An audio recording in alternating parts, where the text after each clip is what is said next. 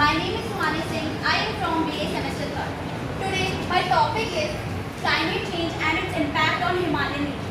तो अगर सबसे पहले हमें क्लाइमेट चेंज के इम्पैक्ट को समझना है तो हमें सबसे पहले हिमालय की इम्पोर्टेंस को समझना है। तो अगर हिमालय को देखें तो हिमालय की जो माउंटेन रेंजेस हैं उसमें कुछ one of the highest peaks आती हैं, जैसे कि माउंट एवरेस्ट, माउंट केटू, जो कि और साथ साथ में हिमालय एक बहुत ही इंपॉर्टेंट इकोलॉजिकल और कल्चरल रीजन की तरह सर्व करता है। अब अगर हम देखें तो हमारे अर्थ में दो पोल्स हैं, one is north pole and the other one is south. एक काम इसका अच्छा है एक्चुअली बेटर समझ अच्छा ये लोग आपको भी लिखा और वहाँ नाम मेरा नाम लिखा। यस यस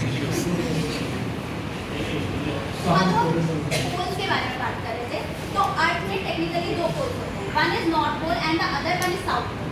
बट हम हिमालय को एज अ थर्ड पोल देते हैं क्योंकि इसका जो आइस कवरेज है वो एकदम पोल की तरह होता है।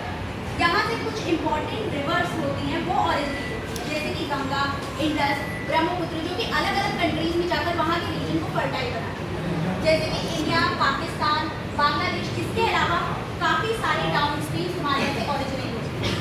अब पिछले कुछ डिकेड से जो ग्लोबल वार्मिंग का इम्पैक्ट है वो इस वर्ल्ड को ज़्यादा फेस करना पड़ रहा है और साथ साथ में हिमालय को इसका इम्पैक्ट बाकी वर्ल्ड के कंपैरिजन ज़्यादा हो रहा है। अगर आप देखें तो जो मीन इंक्रीज है टेम्परेचर का वो अदर रीजन्स में जितना है उससे ज़्यादा हिमालय में। इसके अलावा जो ग्लेशियर्स हैं वो श्रिंक कर रहे हैं। अब इसका प्रॉब्लम ये हो रहा है कि ग्लेशियर्स इतनी तेज़ी से श्रिंक कर रहे हैं तो जो मीन सी लेवल है वो इंक्रीज होता जा रहा है। बट एक टाइम के बाद जब सारे ग्लेशियर्स खत्म हो जाएंगे तो जो रिवर्स है जैसे कि इंडस, गंगा, ब्रह्मपुत्र, जिनको ग्लेशियर से ही पानी मिलता है वहाँ पर पूरा सूखा पड़ जाएगा, जिससे जो हमारा नॉर्थ इंडिया वाला रीजन है यहाँ पर ड्रॉट की प्रॉब्लम आ जाएगी। अब इसके अलावा जो कुछ और चेंजेस देखने को मिले हैं वो है प्रेसिपिटेशन पैटर्न में चेंज, जैसे कि अनप्रिडिक्टेबल मॉनसून।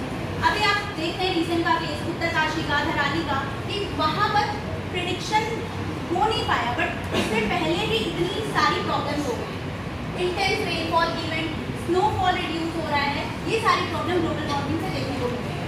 इसके रिजल्ट में हाइड्रोलॉजिकल चेंजेस आ रहे हैं, बायोडाइवर्सिटी का लॉस हो रहा है। अब काफ़ी सारी ऐसी स्पीशीज़ हैं जिनको एक सुटेबल टेम्परेचर चाहिए होता है, एक सुटेबल इकोलॉजिकल सिस्टम चाहिए होता है सर्वाइव करने के लिए, बट क्योंकि क्लाइमेट चेंज के इम्पैक्ट से वो सिस्टम चेंज हो रहा है, इसी वजह से वो स्पीशीज़ अभी एक्सटिंक्शन की कैटेगरी में आ रही है।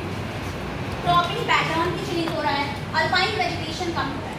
तो अगर हम देखें तो Himalaya as a climate victim और एज अ क्लाइमेट इंडिकेटर दोनों की तरह काम करता है। Himalaya is a climate victim क्योंकि वहाँ का इकोलॉजिकल सिस्टम चेंज हो रहा है, और एज अ क्लाइमेट इंडिकेटर क्योंकि अब इतनी सारी प्रॉब्लम्स हमें देखने को मिल रहे हैं, हम इतनी सारी प्रॉब्लम्स फेस कर रहे हैं, तो ये एक इंडिकेटर है कि अगर अभी हमने इसे